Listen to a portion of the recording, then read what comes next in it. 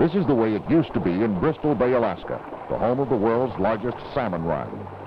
The sockeye salmon used to come here by the tens of millions to spawn each year.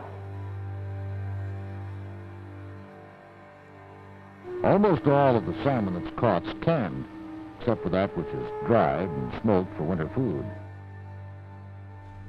The Del Monte Corp bought all these individual canneries and formed the Alaska Packers Association with probably 15 or 20 plants, and they put it all together as one corporation. The season only lasts a month or 2 months at most. When Norman came to town, it was big excitement because it was like the beginning of the season. Watching over the fleet is Norman Rockness, a 30-year veteran of Alaska Packers and superintendent of the Naknek operation. Fishing's first start, and it spurred action and excitement into the villages, into South Naknek. On this day, Rockness is concerned that the sky is worn of rough seas. Gale force winds have been deathly over the years, capsizing the boats and causing a tragic loss of life. But then the Bristol Bay fishermen rarely have it easy. Neat thing about Norm was that he came from the docks. In those days, most of the superintendents came up office. They had college educations and began working as bookkeepers, and then worked themselves up to eventually the superintendent. But he came up from the docks, and he came up on a sailboat, I'm pretty sure, and worked for Libby's the first couple years he was here. I talk in here? So I went 1931 to Libbyville in Bristol Bay, Alaska, and had a very enjoyable summer. I was a crew member with my father on a vessel at Bristol Bay Tug, which they no longer have, one of the last remaining large towing vessels that went to Bristol Bay.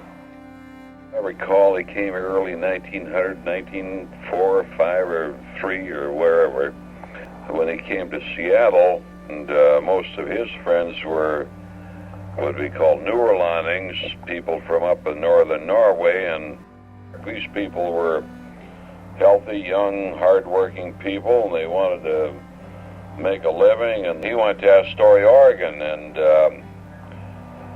got on the ship St. Nicholas.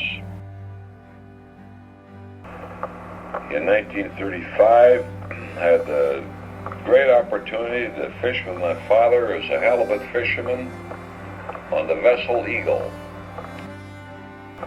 Top fisherman. I was on a top boat, I should say. I was fortunate enough to be aboard that vessel with my father, teaching me the trade.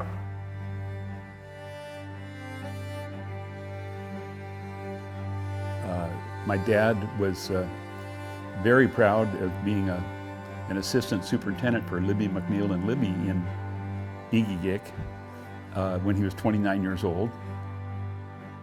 And then he went from there to being superintendent for Alaska Packers at Igigik, which is just across the river.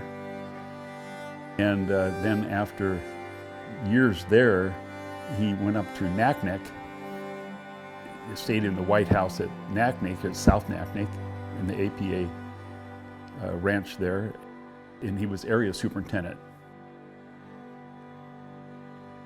So he had to keep everything up in operation, although he didn't do it all himself. But he hired cannery foremen and machinists and people to take care of the operation. They did everything. There was like a self-contained little city. And the mess hall, of course, and the bunkhouse. They had the carpenter shop, the machine shop, and they did everything that needed to be done to keep the boats running and keep the cannery operating.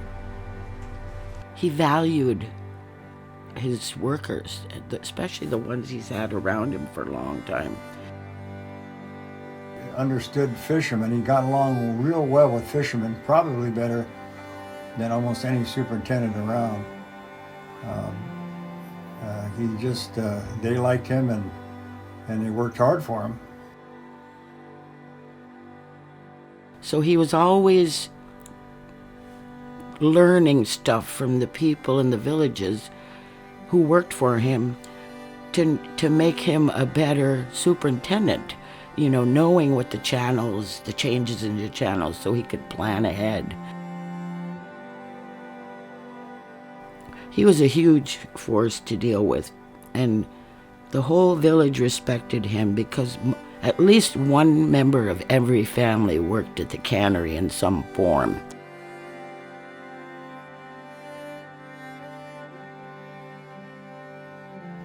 You knew who was who and what was what. He was a straight shooter. He was tough. If he saw something that wasn't right, good luck. No, he was a great dad and family guy, and loved Alaska.